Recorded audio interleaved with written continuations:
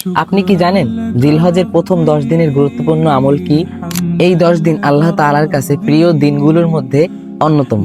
তাই এই দিনগুলোতে যত বেশি আমল করা যায় তত বেশি লাভ। নাম্বার 1, 5 ওয়াক্ত নামাজ ঠিকমতো আদায় করা, গুরুত্বপূর্ণ আমল। নাম্বার 2, বেশি বেশি তওবা ইস্তেগফার করা।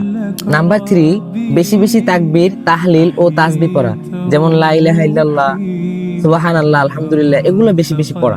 নাম্বার 4, প্রতিদিন অন্তত কোরআন শরীফ তেলাওয়াত করা। আপনি যতটুকু পারেন ততটুকু আপনার সামর্থ্য অনুযায়ী কোরআন তেলাওয়াত করা, কিন্তু দৈনিক তেলাওয়াত করা।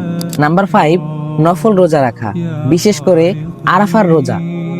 এই রোজা 1 বছর আগের এবং 1 বছর পরের গুনাহ মাফ হতে পারে। নাম্বার 6, তাহাজ্জুদ পড়া, রাতের আধারে আল্লাহ তাআলার কাছে একাকিত্ব কান্নাকাটি করা। নাম্বার 7, গরিব মানুষদের সাহায্য ও সহযোগিতা করা। সাহায্য ছোট হলেও এর আমল অনেক বড় হতে পারে। নাম্বার 8, বেশি বেশি দোয়া করা, নিজের জন্য, নিজের পরিবারের জন্য, নিজের বাবা মায়ের জন্য, আত্মীয় স্বজনদের জন্য বেশি বেশি দোয়া করা। নাম্বার 9, এটা হচ্ছে সবচেয়ে সবচেয়ে গুরুত্বপূর্ণ, আত্মীয়দের আত্মীয়তা বজায় রাখা, রাগ অভিমান কমিয়ে সম্পর্ক ভালো করুন। নাম্বার 10, কোরবানির নিয়ত থাকলে নখ চুল এগুলো না কাটা। জিলহজ শুরু হওয়ার পর থেকে কোরবানি দাতার জন্য এটা সুন্নত।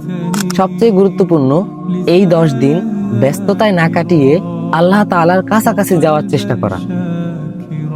আল্লাহ তাআলা আমাদের সবাইকে আমল করার তৌফিক দান করুক। আমিন। আসসালামু আলাইকুম।